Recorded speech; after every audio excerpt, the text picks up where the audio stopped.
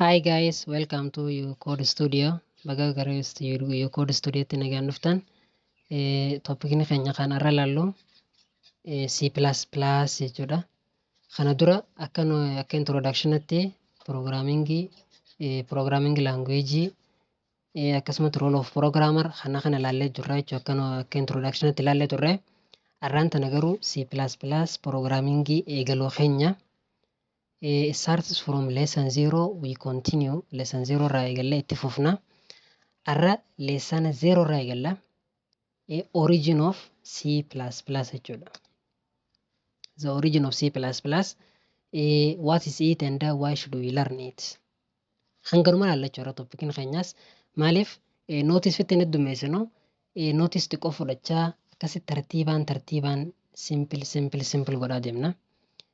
Arraan tana wani ilaallu origin isaati bakka. Origin of C++ akkasumatti maali inni C++ kun maali? Akkasumatti ammas maaliif barachuun nu barbaachisaa? Takka maaliif barachuun nu barbaachisaa? Kana ilaalla jechuudha. Sideenuma kana irratti dipendenta toppikni keenya. Leessana kana toppika kana keessatti maal barannaadha? Goal of this lesson toppika kana keessatti wanni nuti barannu takkaffaa what C++ is. C++ maali? Sirriitti ibsina. Lammaffaa irratti where it come from? Eessarraa dhufe? Maaliif wanni hundi startii qaba? So eessarraa startii ta'e eessarraa ka'ee ka'umsisaa eessaa jechuudha. Eessarraas ga'ee kan inni ilaalla. Sadaffaa irratti why it is important? Maaliif barbaachisaa ta'e inni kun? Isa kana barachuun maaliif barbaachisaa ta'e? Kanas hojii ilaalla. Afuraffaa irratti where it is used? Eega barannee boodoo eessatti nu fayyada? Bakka akkamitti nu fayyada? Afuriin kana sirriitti explanation sirriitti ilaallaa jechuudha keessatti lesson 0 kana keessatti. Maaliif afuriin kana barachuun nu barbaachise? Takka afuriin kana maaliif ilaaluun nu barbaachise? Afuriin kana beekuun what C++ is, where it come from, why it is important, where it is used. Hanga kana beekuun this will make you motivated and ready to continue the journey. So isaan afuriin kana beekuun akka ati motivate taatee journey ready taatu si godha jechuudha. Isaan afuriin kana beekuun akka ati motivate taatee toppika next toppikiif ready taatu si godha. Maaliif waan takka itti seenuun dura eessarraa dhufee maali wanto kuni maaliif na barbaachisaa kana eessatti na barbaachisaa hangana yoon beekne barachuun ni ulfaataa jechuudha. Kanaafuu kana sirriitti afuriin kana toppika kana keessatti sirriitti ni ilaalla.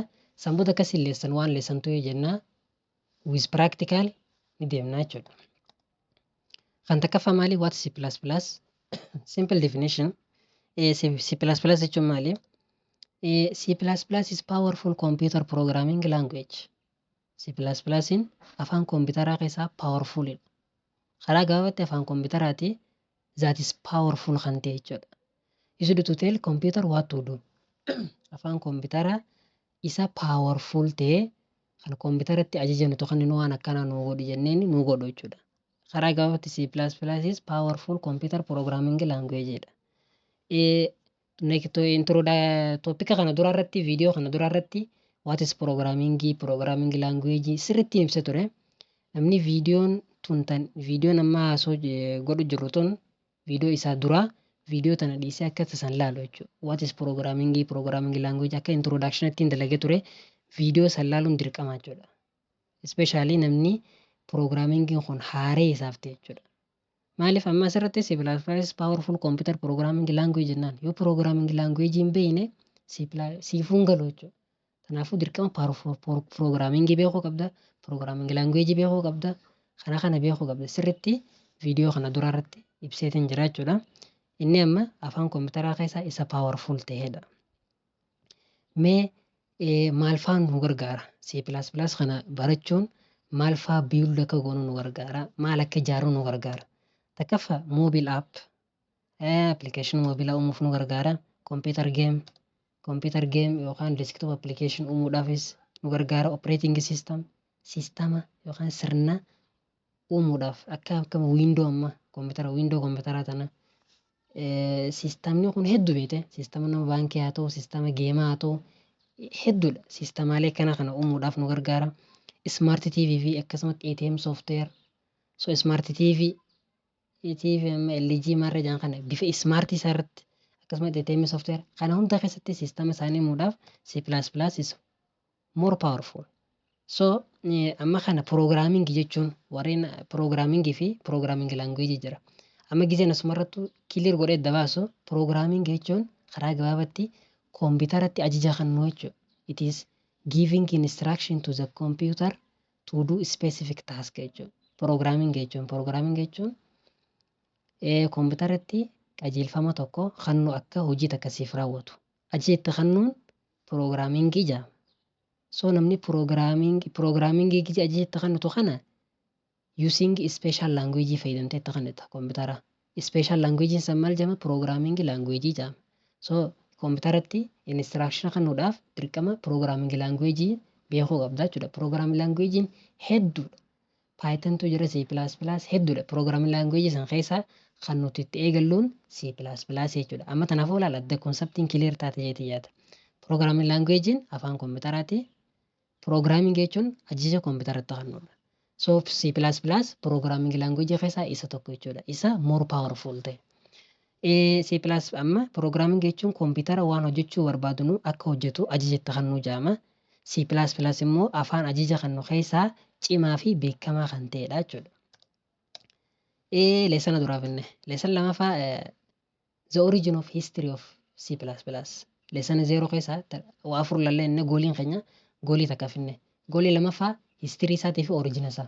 Akkamitti dhufee eessarraa dhufee eenyu create godhee kana jechuudha. Bara qaba year what happened bara 1979 akka faranjitti. A scientist named Bjarne Stroustrup nama jedhama. Scientistiidha. Maqaan isaa Bjarne Stroustrup jedhama. Started developing a new programming language at Bell Labs in the USA. Bara 1979 scientistiin Bjarne Stroustrup jedhamu kun programmingii haaree uume eessatti USA at Bell Labs keessatti jechuudha. Ni uume lama programming haaree ni uume. Amma akkana ilaala amma sira wanni waan takka nu gala. Developing new programming language programming language haaree uume. So bara 1979 duraas programming language ni jiraachuu ni jire. Programming language bara 1979 dura ni jira. Akka Fortran faa jira. Lisp faa jira. Programming language hedduu jira san dura. Garuu bara 1979 Bjarne Stroustrup kun haaree uume jechuudha. Bara 1983 he officially released it and called it C++ jee maqaa moggaase. So maqaan C++ jedhamu kun bara 1983 official ta'ee addunyaarra labsame jechuudha. Bara 1979 ni uume. Bara 1983 C++ jee moggaase. Garaagarummaa mataa afuriiti. 79 483 jechuudha. Garaagarummaa mataa afuritti. C++ jee bara 1983 labsee jechuudha. It was based on another language called C. C++ programming language kun gizee new programming language jennu kana haaree programming language haaree uume gizee jennu kana maal irratti depend ta'eeti? C++ kun C irratti depend ta'eeti. Bara 1970 C irratti language C ilaal C jira. C fi C++ adda. C'n isa dura jira. C'n C++ dura uumamee jira. Saayinsistii uume. Isa saayinsistii biraati. Garuu C++ Bjarne Stroustrup kun C kanarra dhaabbateeti C++ uume. Akka jechuun wanta itti derivative ate jechuudha. Akka derivative ate. It was based on another language called C++. Akka derivative irratti isarra dhaabbatee C++ kana moggaase jechuudha. Akkana jechuun maali? C++ in extension of C jechuudha. Bakka karaa gabaabaatti C++ jechuun C modernized jechuudha. Maaliif C++ waan akka objective oriented loop faa qaba, OOP qaba, objective oriented programming qaba, OOP qaba, class qaba. Waan hedduu aarifira godhee feature adda addaatti idee maqaa C++ jee moggaase jechuudha. So bara 1990 irra keessarraa hanga har'aatti C++ became one of the most used languages in the world. jechuudha. C++ language programming language kan namni itti fayyadamu akkaan itti fayyadamu ta'ee jechuudha bara 1990 keessarraa hanga irratti especially for system programming and large software. Software gurguddaa uumuu fi akkasumatti siistama kanarratti dirqama C++ fayyadamtaa jechuudha. Bakka lameen kanarratti faayidaan isaa hedduu guddaadha.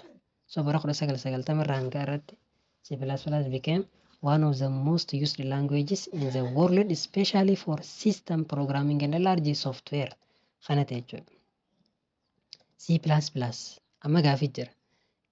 Maaliif C++ jeen Bjarne Stroustrup kun siira dhaabbateeti language C kana fudhatee C++ achumarra dhaabbatee koodii sanarratti uume qabraa fiichara adda addaatti diitu modernize godhee uume. Garuu maaliif C++ jeen? Ammas wanni beekuu qabdan koodiin C++ keessatti ran taatu C keessattis ran taati. Parsantaan 90 koodiin C++ keessa ran ta'u without any error C keessattis ran ta'a. Maaliif takkuma jechuu bara? Takkuma. Garuu waan adda addaa waan isarraa adda godhuu jira C++ like OOP kan jenna kana fiichara xiqqishoo adda addaa irra ideetuma modernize godhee baase. C irra depend ta'e jechuudha. Garuu inni san Bjarne Stroustrup kun maaliif C++ jeen? Programming keessatti ++ abbaan lameen tun increase by 1 jaamtee dubbifamti. Ni barattan ganaa ni baranna hojiin baranna step gizee deemnu ni baranna. ++ tun maal jaamti? Increase by 1. Takka incrementii jaama. Asuma keessattuu ni ilaalla. C++ keessattuu ni ilaalla. Incrementii jennaan. So akkana jechuun maali? C++ is an improved version of C jechuun karaa biraatiin. Improved jechuun maali? Fooyya'aa jechuudhaami. Language C san version isaa fooyya'aa ta'e jechuudha. Irra fooyya'aa C sanirra version C sanirra isa fooyya'aa ta'e jechuudha C++ jechuun. Kanaafuu ++ kanaaf godhe jechuudha. C++ maal ibsa? Improved version of C jechuudha karaa gabaabatti bakka C++ jechuun. Language C programming language san isa improve ta'e jechuudha. ++ tun garuu programming keessatti increase by 1 ta'uu kanaan ibsama. Ni ilaalla kanas with practical hojii ilaalla. Takka incrementii jedhama jechuudha. So C++ jechuun improved version of C jechuudha. Okay, lesson tools finne jechuudha. Lamaafa sadii why should we learn it C++? Mee C++ kana maaliif baran? Sadaffaa kana. Sababaa fi explanation jira asirra. Sababa nuti barannuuf akkasumatti ibsasaa. Takkaffaa teaches deep concept. C++ barachuun kun konseptii gadi fageenyaan nu barsiisa. Konseptii barbaachisaa gadi fageenyaan nu barsiisa. Maal fa'aa fakkeenyaaf you learn how computers work under the hood. Memory, CPU. CPU jechuun keessaafuu CPU jechuun it is central process unit. Akka sammuu kompiitaraa jedhama. CPU tun jechuun CPU malee kompiitara takka hin dalagu. Akka sammuu kompiitaraati. Akka sammuu namatti sammuu kompiitaraa CPU. So CPU tun akkatti dalaydu, memory'n akkatti dalaydu, how computer work kana sirriitti konseptii nu barsiisaa jechuudha C++ kana barachuun. Lammaffaa it is very fast. Akkuma amma kana dura jenne more powerful jenneemi. It is very fast. C++ is one of the fastest programming language. Programming language keessa isa fastest keessa isa tokko jechuudha. Hedduu kabiraatis ni jiranii isaan san keessa C++ tokko jechuudha. It is fastest programming language. Sadaffaa used in many system. Systemuma hunda keessattuu ni fayyada jechuudha. It is used to build game engine, database, browser like Chrome and more. Kana walitti illee jechuudha. Build game engine gisee jennu amma engine lama jira gameaf. Unreal engine fi Unity engine. Waan kana arkitan jeeti jedha. Amma gisee game takka gabbuufatanii gurrattu jedhan Unity jedha. Goota takka Unreal jedha. Maaliif geemummaan addunyaa kanarra jiru engine beekamaa gurguddaa addunyaa kanaati jechuudha. Unreal engine fi Unity engine. So geemni isaan kana fayyada. Maaliif geemni warri geema waan kana fayyadama 3D faa sirriitti geema kee kana bakka sirriitti bareechuudhaaf 3D faa sirriitti godhuu fiichara adda addaa kan irra isaanirra idaantu jira. So Unreal yookaan Unity kana maallaqaan fayyadamtaati. isaan kana uumuudhaaf injiina kanaa uumuudhaaf C++ uumaa jechuudha sistema isaanii kana daatabeezii browser like amma Chrome gizeetto kana C++ uuma sistema and more kana hunda keessa fayyadaa jechuudha. Ammas create for learning as a language. So faayidaan isaa guddaan takka wanni nuti barannuuf after C++, after we learn C++, it is easy to learn another programming language. C++ irraa eegaluun C++ sirritti barachuun konseptii isaatis practicalan deeply akkasitti beekuun programming language biraa barachuufis hedduu nu salphata jechuudha. Learning akka Python fa'aa ta'u, Java ta'u, kan biraatis haa ta'u. So C++ irraa eegaluun programming language itti aanullee akka clear akka easy si ta'u si godha jechuudha. Garuu haa dirqama gizee barachuu jaamu waan basic isaa barachuu qabda. Akkaataa koodiin run ta'uu qabdu beekuu qabda. Akkaataa problem solve godhuu beekuu qabda. Sirritti waan sirraa eegamu barannaan programming kan itti seenuun qalaalidha jechuudha. Maaliif konseptiin isaa fi kan konseptii isaa kana sirritti gad hubatte jechuun kan sin dhibu. Garuu syntax yookaan ruuliin isaan itti dalagaman adda adda akkasuma hojii C++ kana sirritti hubachuun kan siif laaffisa jechuudha. Afuraffaa fi kan dhumaa. Real world example of C++ usage. Mee addunyaa kanarratti dhugaan bakka C++ itti fayyadu jiru mee jechuun example mee kan akkanaa bakka akkana fayyadu jira inni amma gizee example keenya dhugaan jechuudha. Video game keessatti kunno Unity fi Real Game Engine lameen beekamaa kanarratti C++ fayyadamanii jechuudha. Lammaffaa operating system Windows akkasumatti Linux computer kana akkasumatti Linux kun C++ fayyadama. Car software embedded system in vehicle makiinaa keessattis akkasuma space robot NASA I think ni beektan jeeti yaada NASA robot AI system kanneen hundinuu maal fayyadaman C++ fayyadaman jechuudha. Use C++ where performance matter jechuudha. Bakkeen kana hundatti akka amma dhugatti akka real world example irratti kanneen fudhannaa jechuudha. Bakkeen dhugaan itti fayyadu jira jechuudha. NASA keessa fayyadu jira robot AI system embedded system in vehicle Windows keessatti part of Linux Unreal Unity faayidaan isaa hedduudha jechuudha C++. Okay, wanta akka jira common misunderstanding wanni akka namni akka malitti hubatu takka jira. Rakkoo takka jira. Rakkoo akka namni akka malitti hubatu takka misunderstand godhu. Maal jedhamni irra guddaan C++ is too hard. C++ hedduu ulfaataa jaanii garuu ni jaba. It is only hard if it taught fast. Dhugaa si jabaata yoo ati maal goote yoo ati konseptii osoo hin hubatiin waan silaa beezika qabachuu qabdu osoo hin baratiin caltiteetuma kana fastiin bira kutte jechuudha. Irruma fiide jechuudha bakka irruma fiide. Dhugaa si dhiba. Akkuma wal keessa laaqanii takka osoo konseptiin siin galeen osoo waan silaa qabachuu qabdu qabattee biraan kutiin osoo waan practical godhuu qabdu practicalan godhin akkuma gubbaan dabruu calatteetuma soo kun si jabeessaa jechuudha. We will take it slowly. Garuu nuti viidiyoo kanarratti akkuma ammaan ilaaluu jirrutti slowly deemna. One video is equal to one topic. Akkas ilaalaa deemna jechuudha. Lammaffaa warni namni irra guddaan misunderstand godhu C++ is outdated jaan. C++ yeroon isaa dabree jira waan durii programming language durii new programming language ni jiranii hedduu jira kan bakka isaa bu'e hedduu jira jaan. Garuu still hanga ammatti used by Google C++ fayyadamu jira. NASA C++ fayyadamu jira. Microsoft C++ fayyadamu jira. Game Studio jechuun Unreal fi Unity kan hundinuu fayyadamu jiran jechuun hanga ammatti so barbaachisaadha jechuudha. It is very alive. Hanga ammatti duune ni jira barbaachisaadha jechuudha. So exercise kanaan isin qabadde dhufe gaafii kana dalaguu qabdan. Takkafa who created C++ and in what year beekuu qabdu waan kana. C++ eenyutu create godhe akkasumatti bara kam keessatti what does C++ jechuun maali? Sadaffaa name one real world software that uses C++. Me example takka kan akka addunyaatti kanas ilaalle jira real world software that uses C++ gaafii kana dalaguu qabda. Afuraffaa why do you want to learn C++? Maaliif C++ barachuun barbaachisaa kanuma ammaa kana ilaalle jechuudha. So asirra dhuma summary slide for your video. Okay, C++ is gizee amma general goone dubbannu. C++ is powerful, fast and widely used programming language. Jenne It was created by eenyuutume Bjarne Stroustrup in 1979. Bara 1979 uume garuu bara 1983 he officially released C++ jeete official release godhe. The name means C++ jechuun maali? C improved jechuudha. C improved jechuudha.